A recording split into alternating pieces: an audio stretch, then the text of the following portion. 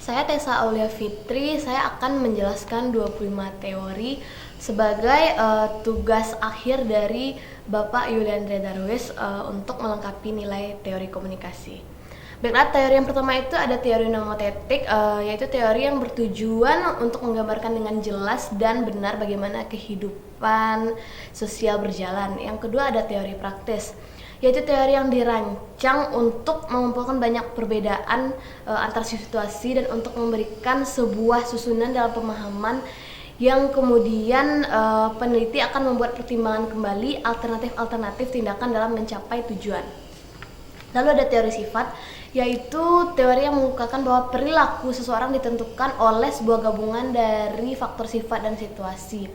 Lalu ada teori penggabungan informasi, yaitu teori yang mengemukakan bagaimana cara kita mengakumulasi dan mengatur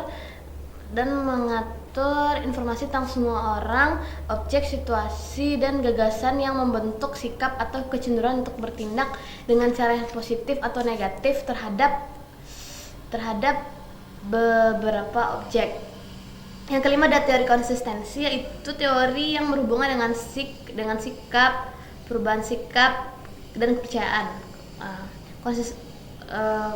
Lalu ada teori disonansi kognitif, yaitu teori yang mengatakan bahwa pelaku komunikasi memiliki beragam elemen kognitif seperti sikap, persepsi, pengetahuan, dan perilaku. Lalu ada teori komunikasi tentang identitas. Menurut teori ini, identitas merupakan penghubung utama antara individu dan masyarakat, serta komunikasi merupakan mata rantai yang memperbolehkan hubungan di antaranya terjadi. Lalu ada teori negosiasi identitas. Identitas atau gambaran refleksi diri dibentuk melalui negosiasi ketika kita menyatakan, memodifikasi, atau menantang identifikasi kita atau orang lain. Lalu ada teori sudut pandang, yaitu teori ini mengkaji bagaimana keadaan kehidupan individu mempengaruhi aktivitas individu dalam memahami dan membentuk dunia sosial. Lalu ada teori simbol. Teori ini adalah sebuah stimulus yang menandakan kehadiran dari suatu hal. Simbol digunakan dalam cara yang lebih kompleks dengan membuat seseorang untuk berpikir tentang sesuatu yang terpisah dari kehadirannya. Lalu ada teori akomodasi, yaitu teori ini menjelaskan bagaimana dan kenapa kita menyesuaikan perilaku komunikasi kita terhadap tindakan orang lain. Lalu ada teori adaptasi. Teori adaptasi ini teori mengatakan bahwa perilaku individu saling memiliki pengaruh satu sama lain. Lalu ada teori penyimpangan dugaan. Teori ini kita memiliki dugaan tentang perilaku orang lain berdasarkan norma-norma sosial maupun pengalaman kita sebelumnya dengan orang lain dan situasi di mana perilaku tersebut terjadi. Lalu ada teori kebohongan interpersonal. Kebohongan merupakan bagian dari interaksi yang terus berlanjut antar perilaku komunikasi yang menggunakan proses maju mundur. Lalu ada tradisi pemusatan simbolis, yaitu merupakan teori yang berhubungan dengan penggunaan gaya bercerita dalam komunikasi.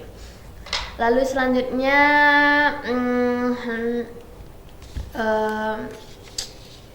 ada teori negosiasi rupa. Teori ini memberikan sebuah dasar untuk memperkirakan bagaimana manusia akan menyesuaikan karya rupa dalam kebudayaan yang berbeda.